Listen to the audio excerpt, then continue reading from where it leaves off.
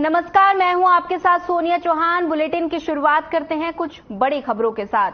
प्रधानमंत्री नरेंद्र मोदी के ऊपर लिखी पुस्तक के विमोचन कार्यक्रम में सीएम मनोहर लाल ने कहा कि पुस्तक जिस शख्स के लिए लिखी गई है वो महत्वपूर्ण है। उन्होंने कहा कि भारत ही नहीं बल्कि लोकप्रिय नेता है पीएम मोदी। उन्होंने कहा कि कुछ दिन पहले एक पत्रिका में अप्रूवल रेटिंग के ने भी इस बात पर मुहर लगाई थी कि प्रधानमंत्री समाज के हित में केंद्र में रखकर प्रयोग करने वाली चीजों से पीछे नहीं हटेंगे। प्रधानमंत्री नरेंद्र मोदी ने हमेशा देश के सबसे सिद्धांत पर जीवन चलाया है।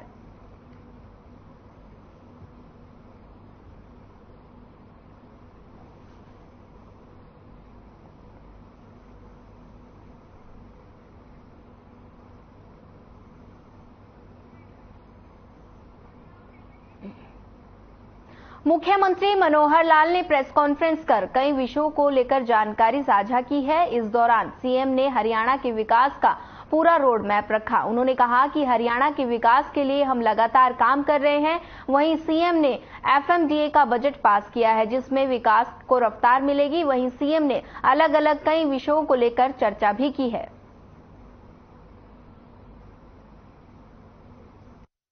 878 करोड़ का बजट इस वर्ष का वो पारित किया गया है और जिसके अंदर 560 करोड़ रुपया ये आएगा ईडीसी से और बाकी जो फंडिंग है स्टैंप ड्यूटी में से है, कुछ लोकल सेस है, तो ऐसा मिलाकर के 878 करोड़। और जो इस वर्ष के काम है वो तो जो ऑनगोइंग काम है उनके ऊपर विचार किया गया है। जहां कहीं कंप्लीशन हो गया, जहां कम यानी जो बचे हैं, कहीं एक दो जगह पर जो ठेकेदार बदलने की बात आई है वो छोटे छोटे काम थे, लगभग 30-35 वो चल रहे हैं। आगे विचार किया है कि जो बड़े काम हैं एफएमडीए वही करेंगे और जो छोटे काम है पहले से एमसीएफ जो कर रहा है अब एमसीएफ ही करता रहेगा, एमसीएफ से टेक ओवर नहीं करेंगे छोटे काम। अन्यथा एफएमडीए का पर्पज है जो मास्टर बड़े मेन लाइन्स के काम हैं, जो जिसको कहना चाहिए जो जिनके ऊपर फोकस होना चाहिए, जैसा फरीदाबाद की आबादी बढ़ रही है तो उस नाते से जीएमडीए ने जैसे गुरुग्राम में एक अच्छी प्रोग्रेस की है वैसे एफएमडी भी अपने साइज को थोड़ा बढ़ाएंगे। उसी हिसाब से मैन पावर, इंजीनियरिंग स्टाफ ये सब उसमें रखेंगे।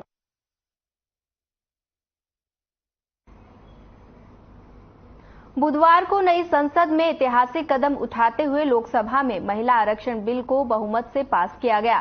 लोकसभा में इसके लिए पहले लंबी बहस हुई और इसके बाद बुधवार को शाम बिल पास हो गया। महिला आरक्षण विधेयक के पक्ष में 454 वोट पड़े जबकि विरोध में 2 वोट पड़े। इसी के साथ लोकसभा में ये बिल 2/3 बहुमत से पास हो गया है। बिल को लेकर कांग्रेस और अन्य विपक्षी दलों में सरकार का साथ दिया है। बता दें कि मंगलवार को सबसे पहले कानून मंत्री अर्जुन राम मेघवाल ने लोकसभा में बिल प्रावधानों के बारे में सदन में जानकारी दी है।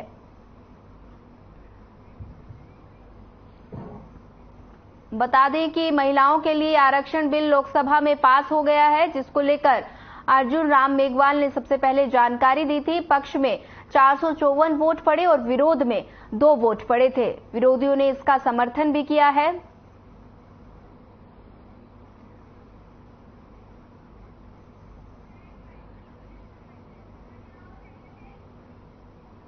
पूर्व मुख्यमंत्री और नेता प्रतिपक्ष भूपेंद्र हुड्डा का महिला आरक्षण को लेकर प्रतिक्रिया सामने आई है। उन्होंने कहा कि कांग्रेस हमेशा से महिला आरक्षण की पक्ष धर रही है। इसकी शुरुआत कांग्रेस ने ही की थी, इसलिए कांग्रेस ने संसद में पेश किए गए महिला आरक्षण बिल का समर्थन किया है। लेकिन इसमें एसटी के साथ ओबीसी महिलाओं के साथ आरक्षण का प्रावधान होना चाहिए।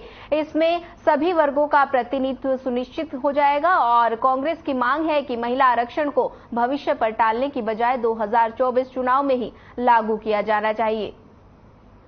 जहां तक महिला आरक्षण का बिल है, ये शुरुआत ही कांग्रेस ने करी थी राजीव जी के समय से। बाद में कई दफा ये आया लेकिन किसी कारण से पास नहीं। उसका एक दफा गवर्नमेंट गिर गई, कुछ बार कई बार विरोध कर दिया, तो अब इसका कोई विरोध कोई पार्टी नहीं करे। इसे मांग ये करें भाई अच्छा है, आना चाहिए, लेकिन इसमें बैकवर्ड क्लास की भी, ओबीसी की रिजर्वेशन होनी चाहिए और 2024 में लागू होना चाहिए। जो अभी लेके आए परिसीमन होगा 26 में, तो जो पोस्ट मांगे 26 को परिसीमन होगा तो 29 तक भी ये लागू मुश्किल है। अभी परिसीमन करा गया, अभी लागू करना। यमुनानगर में महिला आरक्षण बिल पर कैबिनेट मंत्री कंवरपाल गुर्जर की प्रतिक्रिया सामने आई है। कंवरपाल गुर्जर ने कहा कि ये मोदी सरकार का ऐतिहासिक फैसला है। जहां महिला आरक्षण की बात है तो भारतीय जनता पार्टी ने हमेशा से इसका समर्थन किया है। हमने अपनी पार्टी संगठन में महिलाओं को 33% आरक्षण दिया है, अन्य किसी दलों में ऐसा नहीं किया गया। हमने सबसे पहले पार्टी में इसको शुरू किया है, अब हम सरकार में हैं तो इस प्रकार का निर्णय लेते हुए ये बहुत अच्छा है। हरियाणा में जिस प्रकार पंचायत, नगर निगम और ब्लॉक समिति के चुनाव में हमने महिलाओं को 50% भागीदारी दी है, ये बहुत अच्छा निर्णय है। इससे चुनाव में महिलाओं की भागीदारी और बढ़ेगी।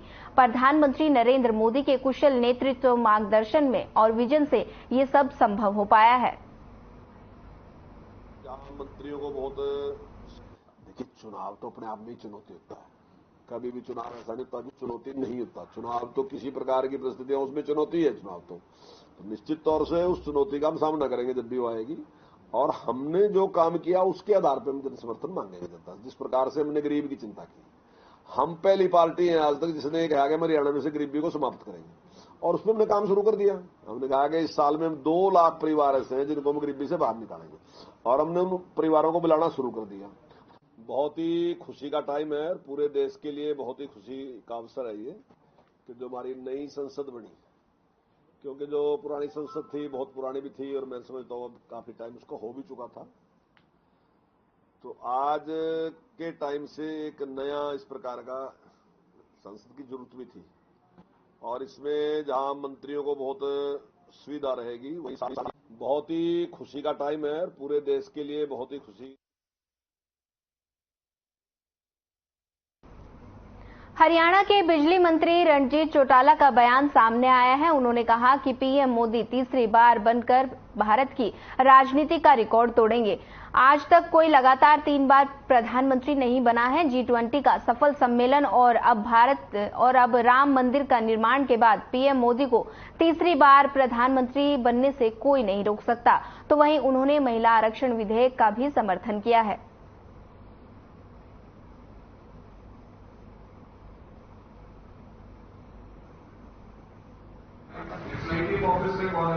टोटल हमारे पास 16 केसेस थे जी, 15 डिस्पोज कर दिए, एक जो है वो इंक्वायरी पे दे दिया। उसमें हमारे ये मैडम और विधायक जी ये करेंगे, वो भी फाइल ये समझो हफ्ते में कर देंगे। एक मैडम के पास एक लिस्ट है। आप जवाब दे सकते हो जो विवाद का अलग पलवल अलीगढ़ मार्ग पर बीती रात तेज रफ्तार का कहर देखने को मिला है, जहां ऑटो और गाड़ी में आमने सामने टक्कर से भीषण सड़क हादसा हो गया। हादसे में आधा से दर्जन लोग घायल हो गए। मौके पर पहुंची पुलिस ने घायलों को पलवल के सिविल अस्पताल में भर्ती कराया। हादसे में 3 लोगों की हालत गंभीर देखते हुए दिल्ली सफदरगंज रेफर कर दिया गया है। फिलहाल गाड़ी चालक मौके पर गाड़ी छोड़कर फरार हो गया। पुलिस ने ऑटो और गाड़ी को कब्जे में लेकर जांच शुरू कर दी है।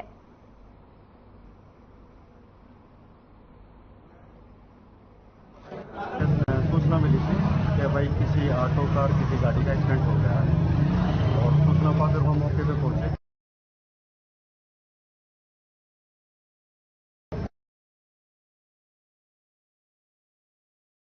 उनका ट्रीटमेंट चल रहा है फिलहाल हॉस्पिटल में। कोई सीरियस भी है इनमें से एक का पैर कटा हुआ है। जो डॉक्टर साहब से जो बात हुई है तो डॉक्टर साहब ने बताया एक का पैर कटा हुआ है, जिसे हमने सफदरजंग के लिए रेफर किया।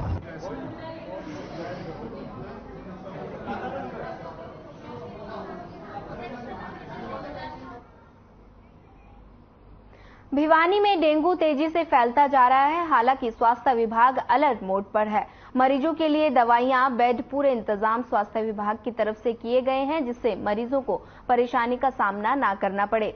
जिले में अब तक 1200 लोगों के सैंपल लिए गए हैं, जिसमें 34 डेंगू के मरीज मिले हैं। 28 मरीज ठीक हो चुके हैं। अभी 6 डेंगू की चपेट में हैं।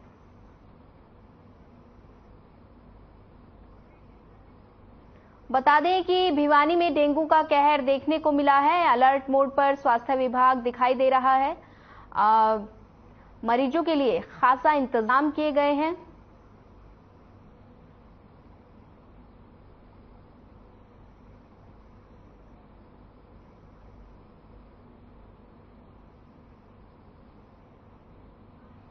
हमने अप्रैल से लेकर के अब तक 154 टीम बना रखी है, जिसमें 16 टीम शहर की हैं और 136 जो टीम है वो उसकी फील्ड की है।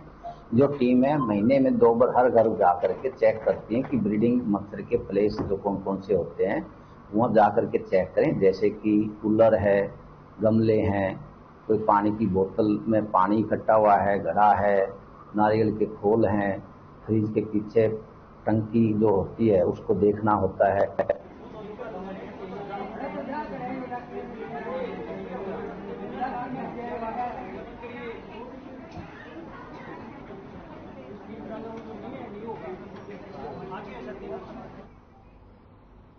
रेवाड़ी शहर के पोश इलाके सेक्टर 3 में कॉम्प्लेक्स के पास सोमवार को देर रात बाइक पर 2 बदमाशों ने एक फाइनेंसर की गोली मारकर हत्या कर दी, जहां बदमाशों ने उसे 6 लाख रुपए की लूट की। इस दौरान वारदात के बाद उसे इलाज के शहर निजी अस्पताल में भर्ती कराया गया, जहां उसने इलाज के दौरान दम तोड़ दिया। फिलहाल पुलिस मामले की जांच कर रही है।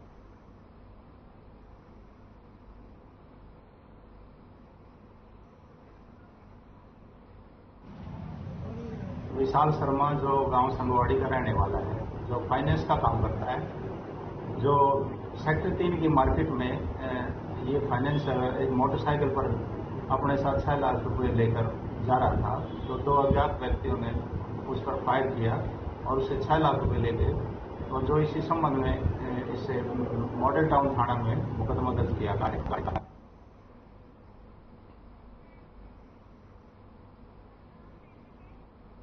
खबर रेवाड़ी अनाज मंडी से है, जहां बाजरे की बम्पर आवक शुरू हो चुकी है, लेकिन किसानों को इंतजार है कि बाजरे की सरकारी खरीद का, ताकि उन्हें सरकार द्वारा बाजरे के निर्धारित न्यूनतम समर्थन मूल्य 2500 रुपए जो उनका हक है वो मिल सके। बता दें कि अभी सरकारी खरीद शुरू नहीं हुई है, जिसके चलते किसानों को औने पौने दामों पर बाजरा बेचना पड़ रहा है। इस संदर्भ में रेवाड़ी मार्केट सचिव ने किसानों से अपील की है कि वो बाजरे की सरकारी खरीद का इंतजार करें, 25 तक शुरू हो जाएगी। बता दें कि मार्केट सचिव ने अपील की है कि किसानों से अपील की है कि आप इंतजार करें, 25 तक बाजरे की सरकारी खरीद शुरू हो जाएगी।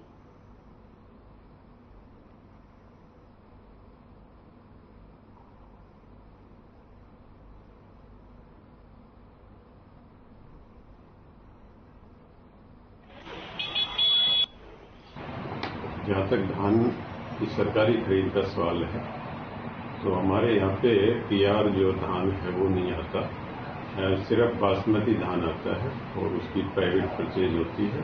तो पिछले गत वर्षों में हमारे यहाँ पे सरकारी धान की कोई खरीद नहीं होती है। दूसरा, जो बाजरे की खरीद का सवाल है, जैसा सुनने में आ रहा था कि 25 से हो सकती है, तो इस बारे में हमारी पूरी तैयारियां हैं।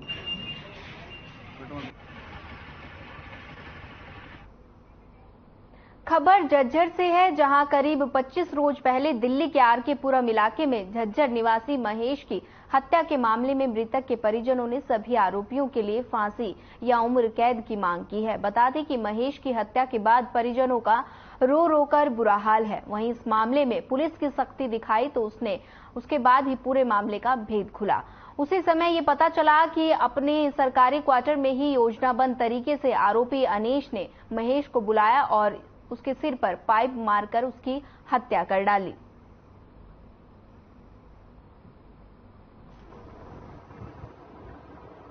ये मेरे भाई की मिसिंग का मामला था। इसमें जो मेरे भाभी ने बताया कि तेरा भाई 28 तारीख को शाम को घर पे नहीं आया था। फिर हमें पता चला कि वो किसी अनीश से मिलने गया है। तो हमने जैसे रात को अनीश से बात की तो उसने हमें भीकाबाजी पैलेस पे बुलाया कि उसने बताया कि भाई तेरा भाई मेरे को गाड़ी दे के गया है। मैं कहा भाई तू जहाँ भी है वहीं पे हमको मिल, और हमें बता के कहाँ गया मेरा भाई।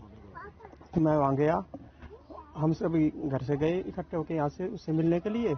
वहाँ पे उसने जब संतोष नहीं दिया तो हम फिर उसको थाने में लेके गए RK पुरम 12 सेक्टर में। वहाँ पे उसने तब भी कुछ नहीं बताया। वहाँ पे उसने सिर्फ इतना कहा कि झूठ बोलता है कि आपका भाई चला गया है इधर उधर, अपना आप आ जाएगा, इस तरीके से बात करता रहा। मेरे पति महेश कुमार जैसे थोड़ा बहुत अनीश को जैसे जानते थे, ज़्यादा बहुत लंबे टाइम से तो नहीं जानते थे, और इनका आपस में कुछ नौकरी से लेके कुछ लेन देन था। अनीश ने ये कहा था कि भाई 2 साल पहले मेरी ऐसे जुगाड़ से नौकरी लगी है, तो कुछ पैसे महेश ने किसी से लिए और उसको दे दिए। वो अमाउंट भी एक्चुअली नहीं पता कितना था, और किन से लिए वो भी एक आधे को तो मैं जानती हूँ, बाकी को तो नहीं जानती, 2-3 लोग हैं। और उसके बाद फिर वो जैसे मंडे को गए ऑफिस, सब कुछ राजी खुशी बढ़िया से। फिर फोन उनका स्विच ऑफ था, मैंने फोन ऑन किया तो फोन स्विच ऑफ है, बात करती रही मैं। बस उसके बाद से फिर पता ही नहीं चला। फिर मैंने फोन मेरे देवर को, जिया जहन को फोन किया कि भैया ऐसे ऐसे महेश नहीं आए ऑफिस से और अनीश से मिलने गए थे लास्ट टाइम।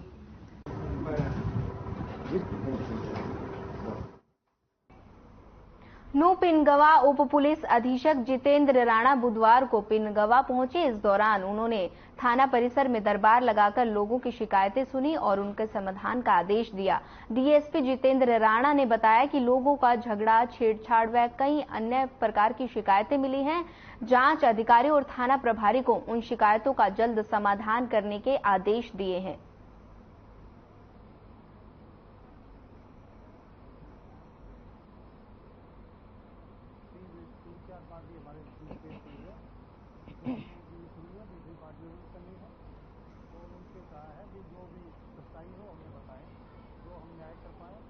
उनकी सुनने के बाद अब हम जो इन्वेस्टिगेशन के पार्ट जो आएंगे सामने, उसके अकॉर्डिंग उनको न्याय दिलाएंगे।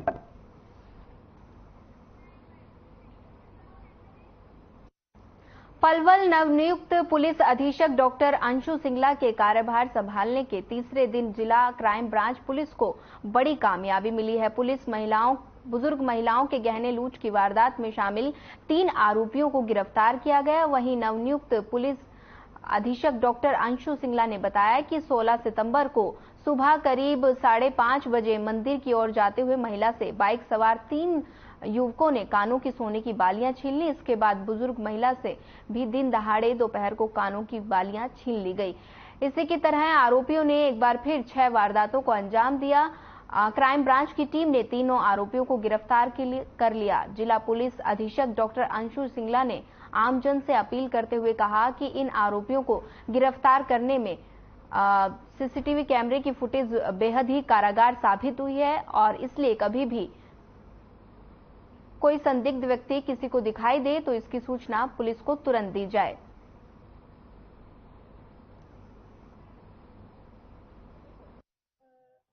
पलवल पुलिस ने जैसे चेकिंग किया और काफ़ी इंफॉर्मेशन पे हम काम कर रहे थे, तो हमें 3 युवक जो कि स्नैचिंग में थे उनको पकड़ा गया है और 5 वारदात उन्होंने पलवल जिले की कबूल की है। ये वारदात स्नैचिंग की वारदात है और जनरली ये लोग शाम के समय पे घूमते रहते थे और जो बुजुर्ग महिलाएं हैं उनके किसी का चेन काटने या किसी की बाली खींचनी, इस तरह की वारदात थी। मैं बताना चाहती हूँ कि ये तीनों ही स्कूल ड्रॉप आउट्स हैं और नशे की आदी थी। अभी तक रिमांड के दौरान कुछ और भी खुलासा हो सकता है, परंतु अभी तक ये जो वारदातें हैं ये कैंप और सिटी की वारदातें हैं। 5 अभी तक पता लगी है। बाकी हमने अनुरोध किया है कि न्यायालय से कि इसमें हमें रिमांड दी जाए और हो सकता है डिटेल इन्वेस्टिगेशन में जो हमारी टेक्निक्स हैं, टेक्नोलॉजी का इस्तेमाल करके हमें और भी कुछ सफलता हासिल हो। जींद से रवाना होकर साइक्लोथॉन रैली कैथल पहुंची। साइक्लोथॉन रैली में युवाओं के साथ साथ बुजुर्गों, समाजसेवी संस्थाओं, सामाजिक संगठनों ने अहम भागीदारी निभाई है। न सिर्फ युवाओं में बल्कि बुजुर्गों में भी यात्रा को लेकर काफी जोश दिखाई दे रहा है। जहां जहां से यात्रा गुजर रही है, लोगों का हुजूम उतरता जा रहा है। स्वागत के लिए सड़कों पर बड़ी संख्या में स्कूली छात्र भी साइक्लोथॉन का हिस्सा बन रहे हैं। पुष्प वर्षा और हाथों में तिरंगा लहराते हुए गर्मजोशी के साथ यात्रा का अभिवादन हो रहा है।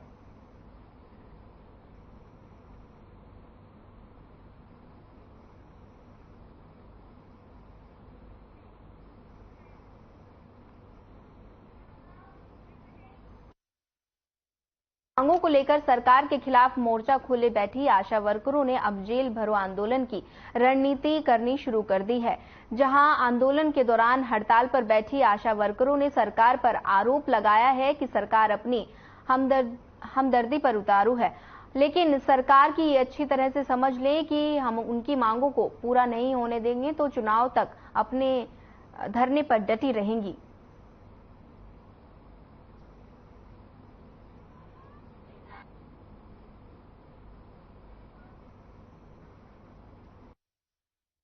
चौवालीसवां दिन है और सरकार अपनी हठधर्मिता पर आई हुई है, लेकिन हम सरकार को बताना चाहते हैं कि हम 25 तारीख को जेल भरो आंदोलन करेंगे और उसमें बढ़ चढ़कर भाग लेंगे। हमारे पूरे हरियाणा में 20,123 आशा वर्कर हैं। पूरे हरियाणा की आशा वर्कर जेलों में आने के लिए तैयार हैं।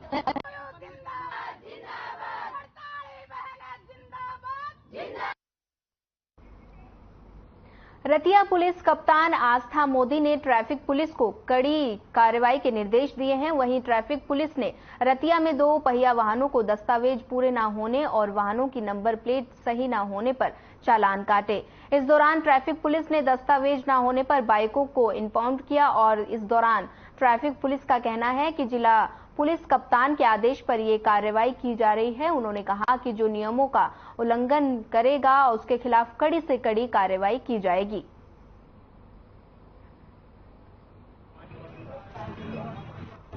जो नियमों का उल्लंघन कर रहे हैं उनके चालान किए जा रहे हैं और एक कप्तान सत्यवाद हमारे एसपी साहब हैं, उनके आदेश पर ई रिक्शा है, ऑटो और कैब है, उनके ऊपर पीली पट्टी के ऊपर हटिया का कोड, चालक का नाम और उसका मोबाइल नंबर लिखवाए जा रहे हैं ताकि किसी यात्री के साथ कोई अप्रिय घटना ना हो।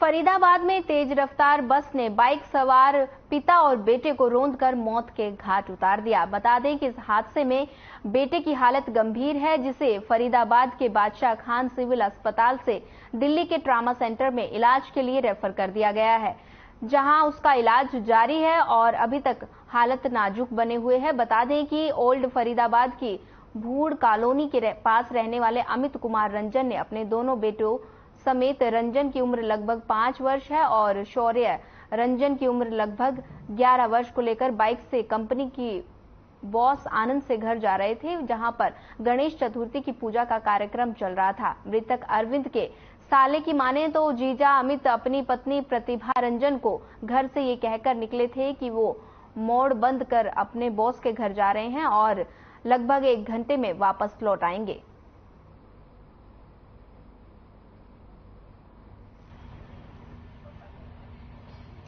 अमित जी का एक्सीडेंट हो गया है तो आप एक काम करिए, थाने आ जाइए। तो मैंने बोला कि क्या सिचुएशन है बताइए। तो इनसे जो जानकारी मिली, बोली कि अभी कुछ क्लियर नहीं है, लेकिन ऐसा सिचुएशन लग रहा है कि स्थिति ठीक नहीं। तो फिर उसके बाद मैं पहुंचा वहां पे। पहुंचने के बाद फिर जानकारी प्राप्त करी उनसे थाने के लोगों से। तो उन्होंने बोला कि 2 तो जो अमित हैं और उनका जो छोटा लड़का है वो उनका तो मतलब अंतिम हो चुका है, हो चुकी है। और जो एक बच्चा है उसकी स्थिति थोड़ी सी मतलब ठीक थी, तो हमने ट्रॉमा सेंटर के लिए रेफर किया। ये एक बस जो दिल्ली की तरफ से आ रही थी और बल्लभ रोड की तरफ जा रही थी और ये जो मृतक हैं अमित कुमार, ये अपने ओल्ड फरीदाबाद से सेक्टर 31 की तरफ जा रहे थे। तो ये आमने सामने टक्कर हुई है और बस वाला मौके से बस को छोड़ के भाग गया। बस को हमने रिकवर कर लिया और जल्द से जल्द इनका पोस्टमार्टम करा के बॉडी को इनको सपोर्ट करेंगे फैमिली वालों को। रेवाड़ी में राष्ट्रीय राजमार्ग संख्या 48 के दिल्ली जयपुर मार्ग पर सड़क हादसा हो गया, जहां कंपनी से छुट्टी के बाद निकली महिलाओं का तेज रफ्तार ट्रक ने टक्कर मार दी और हादसे में एक महिला की मौके पर मौत हो गई, जबकि दूसरी महिला की इलाज के दौरान अस्पताल में ही मौत हो गई। वहीं दोनों महिलाएं आगरा के एक गांव की निवासी थी, जो बावल के निजी कंपनी में मजदूरी का काम करती थी और वहीं किराए के मकान में रहती थी। बहरहाल पुलिस ने मामला दर्ज कर आरोपी ट्रक चालक की तलाश शुरू कर दी है।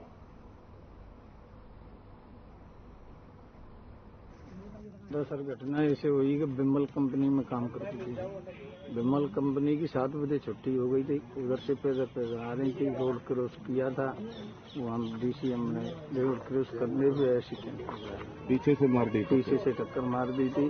दोनों साथ थी, हाँ, दोनों लोग साथ ही।